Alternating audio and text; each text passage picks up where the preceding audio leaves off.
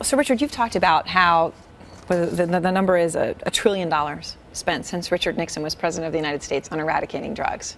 And yet drug use is, well, there's more drug use than there's ever been. Why has it been such a failure?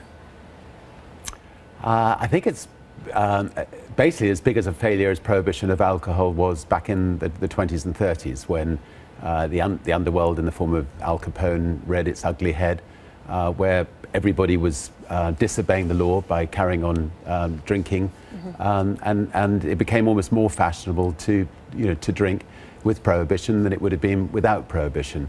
And so, over the last 2 years, I've become part of something called the Global Drug Commission.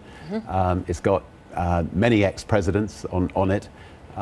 We've examined all the facts, and the Commission as a whole have said that we believe that drugs should be treated as a health problem and not a criminal problem in the future. And we should not be locking up our children and our brothers and sisters. Well, you have an amazing statistic in the op-ed you wrote for CNN saying that we spend about $30,000 a year to incarcerate an inmate, people who would go to jail for drug use, but we spend an average of under $12,000 per public school student. Yeah, it's terrifying. I mean, there are, I think, 800,000 people who are in prison for smoking marijuana today in America. I mean, an enormous amount of people. It would be, so much better if they were out of prison being useful members of society.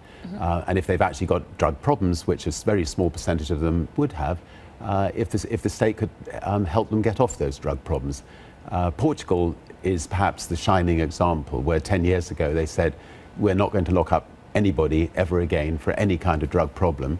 Instead, we're going to help people who've got drug problems. And if you'd say take heroin, what they've done is they've arranged people who've got heroin to come and sit with social workers. They've given them clean needles, they've given them methadone, and they've weaned at least 50% of those people off heroin. The amount of breaking and enterings has dropped by 90%, and the spread of HIV has dropped dramatically. So, there are alternative ways, we just put out a film. We're putting out a film tomorrow. My son's made it, called "Breaking the Taboo," which puts across these alternative different ways.